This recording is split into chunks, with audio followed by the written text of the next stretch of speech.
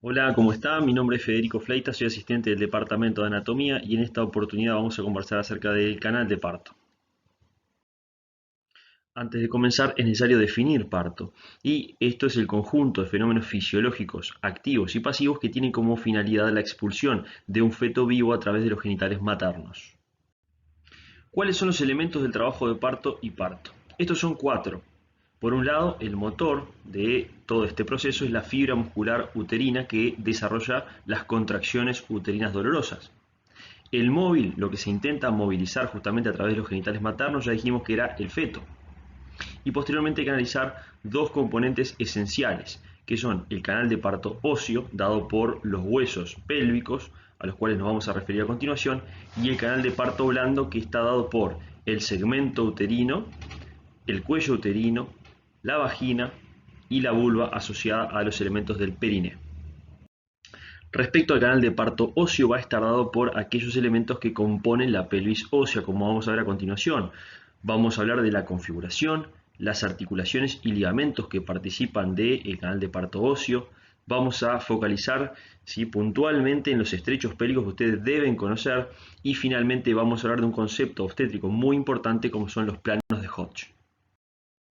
En esta imagen es una imagen anterior de la pelvis ósea.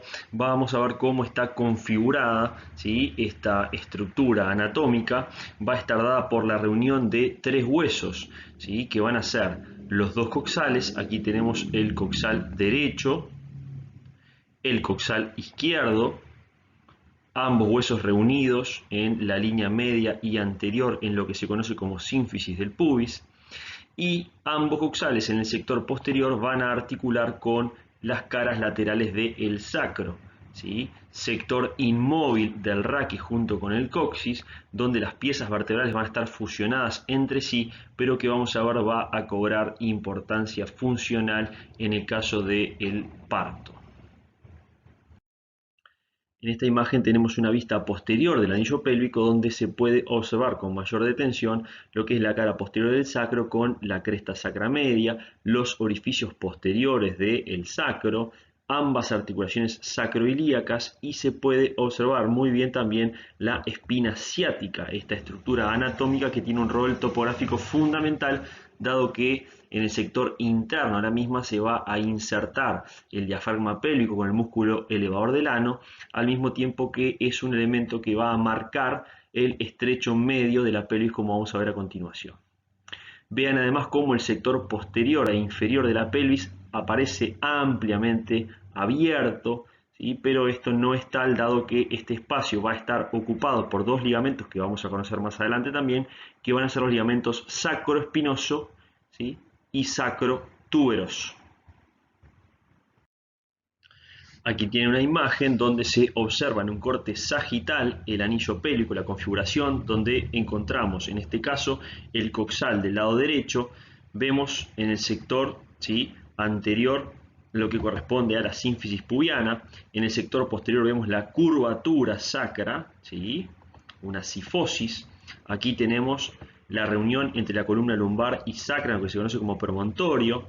Esta línea que se encuentra a este nivel se llama línea innominada, ¿sí? Vamos a ver que el sector del promontorio y la línea innominada van a ser fundamentales para determinar lo que es el estrecho superior de la pelvis, ¿sí? Y aquí encontramos lo que les mencionaba recién, la espina ciática con la inserción a su nivel de este ligamento que va a llenar ese espacio que les mencioné anteriormente en lo que es el ligamento sacroespinoso, y otro ligamento más grueso que el anterior, que es el ligamento sacrotuberoso, hacia la tuberosidad isquiática. Con respecto a las articulaciones del canal de parto óseo, en el sector anterior ya nos hemos referido a la sínfisis pubiana. La misma va a reunir a ambos huesos coxales en el sector anterior y es de tipo anfiartrosis esta articulación, es decir que existe un cartílago que se va a interponer entre ambos sectores óseos. Esta articulación es de destacar que presenta hormonodependencia y en la gestación, sobre todo durante el tercer trimestre y hacia las últimas semanas de gestación, ¿sí? Va a hidratarse, se va a reblandecer este cartílago, lo cual va a permitir la movilidad, pequeños desplazamientos entre ambos huesos coxales, que va a permitir durante el trabajo de parto y parto ampliar los estrechos pelvianos para lograr el pasaje del móvil fetal a su través. Con respecto a las articulaciones sacroilíacas, ya dijimos que las mismas reúnen las caras laterales del sacro con ambos huesos coxales, ¿sí?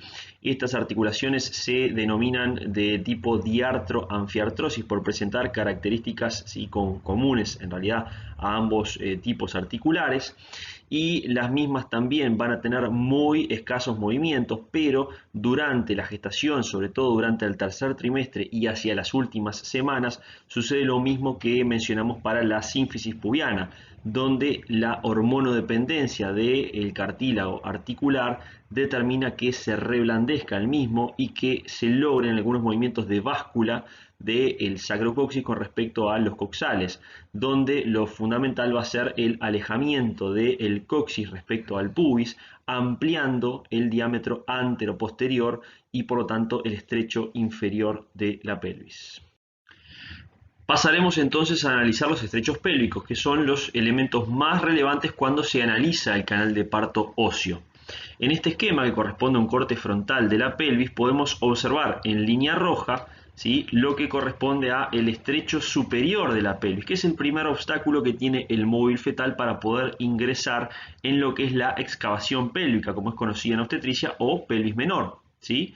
Vemos además que esta línea roja no coincide con el orificio superior de la pelvis, que en este caso va a estar dado por las crestas ilíacas, y aquí se ven además las fosas ilíacas internas, ¿sí? Por tanto tenemos el primer elemento a destacar: los estrechos, ¿sí?, superior y orificio superior no coinciden.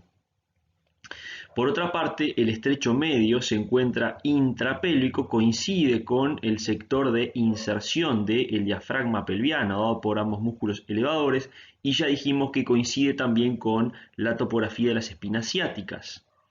Finalmente, el estrecho inferior de la pelvis coincide con el orificio inferior, ¿sí?, y vamos a analizarlo a continuación. Va a estar dado el cierre de ese estrecho también por los ligamentos que ya mencionamos, sacroespinoso y sacrotuberoso.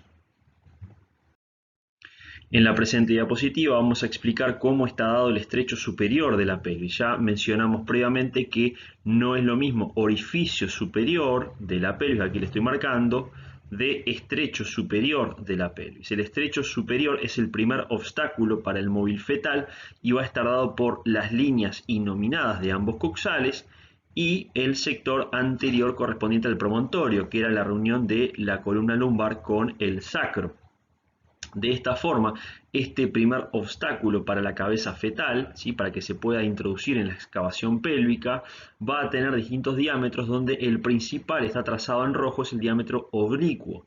De esta forma, la cabeza fetal va a tener que adaptar su principal diámetro, que es el fronto occipital, a el principal diámetro de este estrecho. Por lo tanto, el ingreso de la cabeza fetal a la pelvis materna se va a dar de forma oblicua. El estrecho medio de la pelvis es el siguiente obstáculo que va a tener el móvil fetal en su descenso por la excavación pélvica. Va a ser intrapélvico, va a disponerse entre la cara posterior del pubis hasta lo que corresponde a un nivel de S3, S4 aproximadamente, pero lo más relevante para ustedes, chiquilines, es que va a pasar a la altura de la espina ciática, siendo un reper fundamental. Este estrecho también presenta como principal diámetro el oblicuo, por lo tanto la cabeza fetal sigue descendiendo de forma oblicua a este nivel, adaptando su diámetro fronto-occipital a el diámetro oblicuo del estrecho medio. Con respecto al estrecho inferior, el mismo coincide con el orificio inferior de la pelvis. En el sector derecho de la imagen, la línea continua y roja, vamos a ver los elementos que van a conformar este orificio y estrecho inferior de la pelvis. De adelante hacia atrás está dado por la cara inferior del pubis, rama isquiopubiana, tuberosidad isquiática y ligamentos sacrotuberosos, llegando al vértice del coxis. El diámetro principal de este estrecho es el antero-posterior, el cual puede ampliarse, como les dije previamente, por el reblandecimiento de las articulaciones sacroilíacas que permite el movimiento de báscula, donde el coxis se va a alejar del pubis y va a ampliar, por lo tanto, el diámetro del mismo. También vemos cómo en este caso la cabeza fetal va a tener que rotar para adaptar su diámetro principal, que es el anteroposterior o fronto-occipital, también a el diámetro anteroposterior del estrecho inferior. Otro elemento a considerar del canal de parto óseo es el cambio de dirección que deberá tener el móvil fetal para atravesar el anillo pélvico. Esto va a estar dado principalmente por la diferente disposición entre el ángulo del plano de entrada a la pelvis o estrecho superior con respecto al ángulo del plano de salida o estrecho inferior. ¿Sí? Esto determina el ángulo de la cavidad. También va a estar ayudado obviamente por la distinta longitud del pubis respecto a la curvatura extensa sacrocoxígea en el sector posterior. Por lo tanto, el móvil fetal no solamente debe adaptar su diámetro principal, ¿sí?, en cada estrecho, sino que también va a deber recorrer esta curvatura característica. A derecha se presentan los distintos planos que se utilizan en obstetricia para valorar el correcto descenso fetal. El primer plano, por ejemplo, se corresponde con lo que sería la cefálica a nivel del estrecho superior de la pelvis. El tercer plano se corresponde con la altura de las espinaciáticas, por lo tanto correspondería con el estrecho medio de la pelvis. Y el cuarto plano ya es cuando la cefálica se encuentra coronando a nivel de los genitales externos maternos. Pasaremos entonces a analizar los elementos constitutivos del canal de parto blando, que va a estar dado desde el sector superior al inferior por el segmento uterino, el cuello uterino, la vagina y la vulva asociada a el periné. En la imagen de la izquierda se presenta una disección del departamento de anatomía que corresponde a un corte sagital de una pelvis femenina, donde tenemos entonces, ¿sí?, en el sector superior el útero con tres sectores distintos, ¿sí?, el cuerpo uterino, en uno el cuello uterino, y esta línea punteada corresponde al istmo, que es el sector que se interpone entre el cuerpo uterino y el cuello, que en la mujer no grávida es simplemente una línea. Por debajo, en el 2, está marcado lo que es el canal vaginal, ¿sí?, la vagina, y en 3 las estructuras perineales, ¿sí?, donde encontramos, por ejemplo, la vulva. En la imagen de la derecha también esta imagen corresponde a un preparado cadavérico que se encuentra en el Museo de Anatomía. Tenemos entonces en este caso un útero grávido conteniendo un feto en presentación cefálica, y en línea punteada intento representarles lo que se corresponde con el segmento uterino. El segmento uterino se desarrolla en el tercer trimestre de la gestación, sobre todo a partir de las 28 semanas, y se desarrolla a partir del istmo que aparecía aquí marcado como una línea en la figura de la izquierda. ¿Sí? A medida que se suceden contracciones indoloras en el tercer trimestre de la gestación y sobre todo ya cercano al término, se despliega este sector anatómico con forma de copa que va a alojar a la presentación cefálica y que es el sector más delgado y menos vascularizado del útero. Por lo tanto, es una vía de acceso, por ejemplo, durante la operación cesárea. Continuando con el análisis del canal de parto blando, esta imagen es extraída del Atlas Yokochi, vemos lo que corresponde a el cuello uterino. ¿Sí? El cuello uterino es un cilindro que se encuentra en la parte más baja del útero, que presenta dos orificios, un orificio cervical externo que mira hacia la cavidad vaginal, un orificio cervical interno que mira hacia la cavidad endometrial y un canal que vincula ambos orificios. ¿Sí? El cuello uterino presenta además una porción vaginal, que es la que se puede valorar a través de la especuloscopía, y una porción supravaginal que no se accede al examen físico, pero que puede valorarse ecográficamente. ¿Sí? En el caso del cuello uterino como parte del canal de parto, va a sufrir algunos cambios a los cuales me voy a referir a continuación. Se va a reblandecer y a partir de las contracciones uterinas dolorosas va a sufrir un acortamiento y dilatación progresiva que marca la evolución de este proceso. La presente imagen ya fue vista con anterioridad, ¿sí? Continuando con el análisis del canal de parto blando, en este caso el canal vaginal, ¿sí? La vagina va a presentar en el sector superior, ¿sí? El cuello uterino, la porción vaginal del mismo al cual ya nos hemos referido. La vagina destacamos que presenta dos paredes, una pared anterior y una pared posterior. La pared anterior va a estar en íntima relación con la vía urinaria, la pared posterior va a estar en relación con el recto y en el sector bajo con el canal anal. Esto es de suma relevancia dado que algunas lesiones obstétricas pueden comprometer hacia adelante la vía urinaria y hacia atrás el recto o canal anal con su aparato esfinteriano. El sector final que debe recorrer el móvil fetal con respecto al canal de parto blando previo a su salida al exterior va a corresponder a los genitales externos femeninos dado por la vulva, así como aquellas estructuras perineales asociadas. En la imagen de la derecha vemos los elementos constitutivos de la vulva, en este caso los labios mayores a cada lado, los labios menores y entre los labios menores lo que se conoce como el vestíbulo de la vagina, ¿sí? Previo a la entrada a la vagina. Por delante vemos la íntima relación con el meato urinario y más adelante encontramos a el glande del clítoris con el capuchón correspondiente. La vulva además presenta profundamente asociado a la misma músculos perineales a los cuales vamos a referirnos en la MAU correspondiente a perineo anterior femenino. Y quiero que nos detengamos en valorar la presencia de los elementos nerviosos y vasculares para esta región anatómica que provienen del denominado paquete pudendo.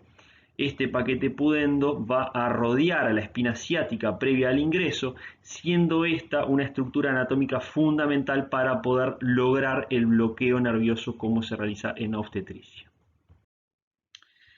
Para poder llevar a cabo el bloqueo correspondiente del nervio pudendo, el examinador deberá reperar la espina ciática para poder dirigir hacia ese sector el anestésico local correspondiente, ¿sí? Que permita, durante la asistencia del trabajo de parto, ¿sí? Y ya lograda la anestesia local, la realización, por ejemplo, de la episiotomía, que corresponde a un desgarro que se realiza artificial para prevenir en algunas pacientes que tengan un periné muy tenso, ¿sí? Y con riesgo de desgarros posteriores hacia el esfínter anal.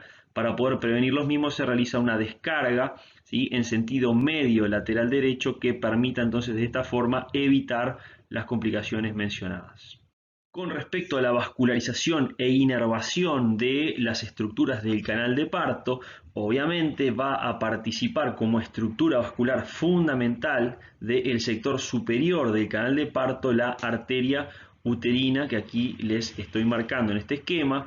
Recuerden que la arteria uterina es rama de la arteria ilíaca interna o hipogástrica que va a tener una relación íntima a nivel del parametrio con el uréter que le pasa por debajo y que esta arteria por lo tanto va a encontrarse muy próxima a dos sectores anatómicos del canal de parto a los cuales ya nos referimos. Va a encontrarse lateral al segmento y al cuello uterino. Además, desde la arteria ilíaca interna se va a conformar la arteria vaginal larga que también va a prestar vascularización aparte del canal de parto blando correspondiente. En el sector inferior ya nos hemos referido a la presencia del paquete pudendo que va a vascularizar e inervar, ¿sí? El sector correspondiente del canal de parto blando, arrojando tanto filetes nerviosos como vasos sanguíneos para esa región. Para finalizar la MAU correspondiente con respecto a la anatomía funcional, ustedes deben saber que el trabajo de parto se va a dividir en tres fases. La fase dilatante, dada sobre todo por los cambios sobre el cuello uterino, que va a alcanzar una dilatación máxima de 10 centímetros en lo que se conoce como dilatación completa, ¿sí? Dando la apertura del resto del canal de parto blando para el pasaje del móvil fetal. ¿Sí? Una vez que se alcanza la dilatación completa, comienza el periodo expulsivo donde la paciente va a presentar pujos junto con las contracciones, logrando entonces la propulsión del móvil fetal a nivel de la pelvis materna y del canal de parto blando. Y la última etapa, luego del nacimiento, se conoce como alumbramiento y se corresponde con la expulsión, ¿sí? De la placenta y las membranas ovulares tras el nacimiento. Durante el trabajo de parto se suceden fenómenos pasivos sobre el canal de parto gracias a la acción de las contracciones uterinas dolorosas. Los más relevantes son las modificaciones cervicales, donde el cuello uterino va a sufrir un proceso de acortamiento y posterior dilatación hasta alcanzar la dilatación completa, cuando se va a conformar una estructura única, un canal que va a estar dado por el segmento, el cuello y la vagina, un canal de salida. En el sector inferior del canal de parto, comprendiendo a el periné y la vulva, se va a conformar, ¿sí?, esta ampliación de este sector anatómico, un embudo anatómico, ¿sí?, verdadero, que se conoce como infundíbulo perineo vulvar de Farabeuf, ¿sí?, que se va a ver, por ejemplo, en este esquema, ¿sí?, donde vemos la coronación de la cefálica y vemos el embudo correspondiente, cuando va a haber que tener un sumo recaudo en la protección del periné de la paciente, evitando desgarros en la salida de la cabeza y posteriormente de los hombros fetales. Como conceptos finales a recordar de esta MAV, la definición de parto, el canal de parto óseo, sus componentes, los estrechos pélvicos y finalmente el canal de parto blando y sus modificaciones. Bueno, esto ha sido todo, hemos finalizado la MAV de canal de parto, espero que les haya sido útil y quedo a disposición.